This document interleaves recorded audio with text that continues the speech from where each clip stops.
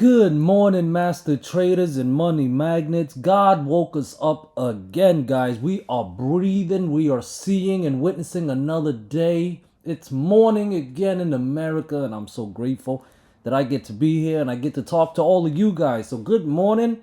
Welcome to Uncle Charles' YouTube channel, where Uncle will do a bunch of price action analysis. Price action analysis is what I do. And somebody asked me yesterday about some swing trading stuff. Now, guys, I mostly like day trade.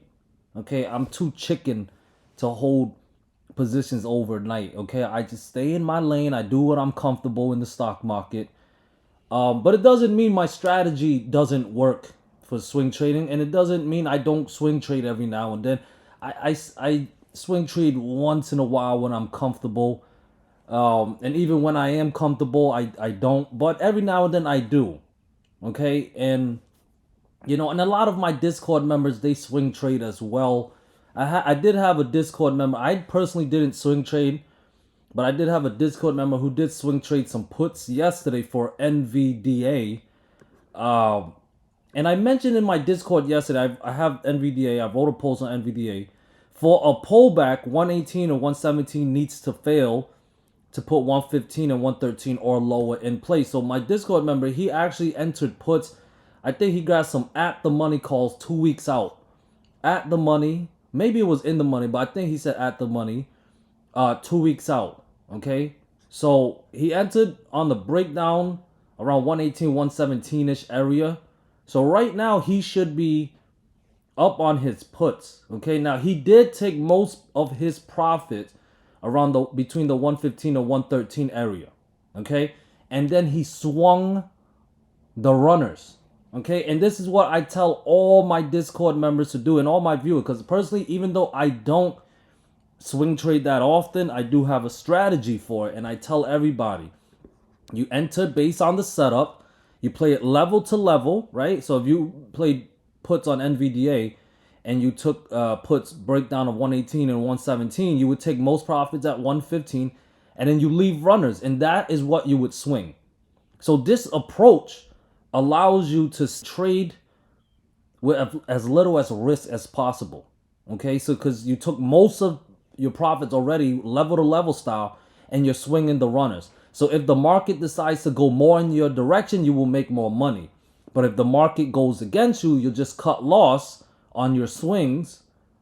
But you would still overall be green because you did a level to level trade. Okay. So that's how Uncle Charles is swing trade. Okay. Everything is based on, the setups are all based on the price action in the trading hours. Okay. In the trading hours. After market, pre-market, I do pay attention to it, but because I'm an options trader, I don't trade after market and stuff. But if you're asking me about swing trading, that's how I swing trade. Or I recommend others to swing trade. You do it the same way I show you guys on the 15-minute chart, like on SPY, for example. So you guys see how it broke down 575 and 573.7. Now, I didn't have anybody tell me they swung puts for SPY, but the idea is if you was to enter puts on any of these breakdowns and took profit around 572 or 570, you would swing your runners.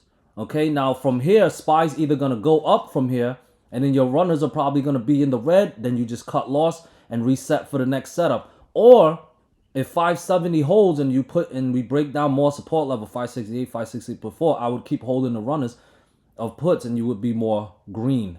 Okay, put a trailing stop loss. So that is my advice on how to swing trade. All right, so let's get into the analysis that I want to do today. Okay, well, first of all, Dow Jones, it pulled back, ran right into the 20-day daily moving average, which also happens to be around where the 5-daily moving average is. Okay, yesterday it failed to hold the breakout of that 525 level. Got to close below it. That's a false breakout setup, and it hit the lower levels already. But can it give us a bigger move? To be bearish today, price must stay below 425 and break down 423. That would bring it back below the 20 daily moving average and break back below 421. That would bring Dow Jones back below the 200 daily moving average. If those levels fail, bearish, guys.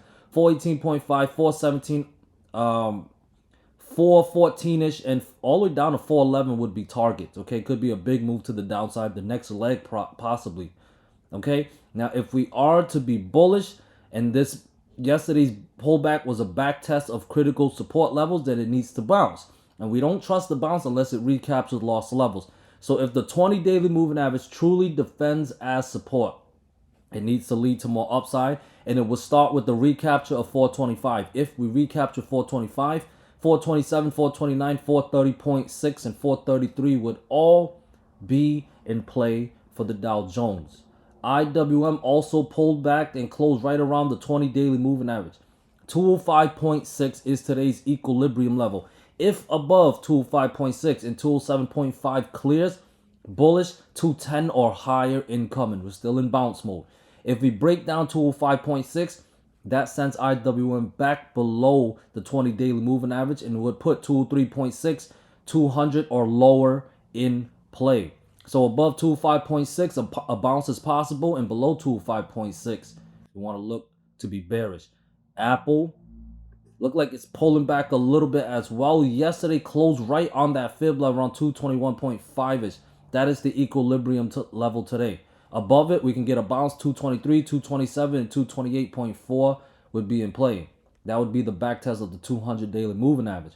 But if there is no back test and it's time to pull back some more, 220, 218 must fail. If those levels fail, 216.6, 215 or lower incoming. Do not get bullish unless we're above 221.5. Amazon with the nice pullback, but it ran right into the 200 daily moving average. For this to be more than a pullback and give us more downside, 200 must fail. That's a fib level, and will also break down the 200 daily moving average, sending Apple for the gap fill down to 196 or lower. Okay, if we are to trust the bounce from the 200 daily moving average, then 201.5 and 203 must recapture to put 206 and 210 plus back in play. Here is Microsoft with the pullback down to this uptrend line, looking like it's flagging here. I think it's a moving average, or it's below the 5, and it closed just above the 20 daily moving average. So if we break down 390 and 388 today, guys, that would be a breakdown of this little uptrend line. This looks like this bear flagging, and it'll also break back below the 20 daily moving average. So below 390 and 388 would be bearish for Microsoft, setting us down to 386, 381 or lower. If we are to get a bounce, 390 and 392 must clear to put 395 and 396.3 in play. I'd feel a little more bullish above 396.3 to put 398, 400 and 401.8 in play. And here is Meta. Meta lost the 20 daily moving average yesterday. Looked like it's gapping down slightly. It closed around 210.98, 611 yesterday. Gapping down here. 609 will be a fib level to watch. As long as below 607, 605, 603.5, that's a fib level. 602 and 600 will all be in play. If we are to get a bounce, 609 and 611 must clear to put 613, 615 or higher in play. To recapture the 20 daily moving average, Meta would need to get above 618. And I would trust it more if you can clear the fib level at 622. I would be bullish. All right, guys. That's what I have for you guys this morning. I thank you guys for being here. Remember, you guys are money magnets. Make sure you are thanking God in advance for the blessings that you are going to receive. All right? You guys are master traders. You guys are money magnets. And don't you guys forget it. Don't let this world tell you anything different. Don't even let reality tell you anything. Okay? You influence and dictate the reality. The reality don't dictate you. You are the master. Okay? You're the one created in God's image. God bless. Peace. Love y'all.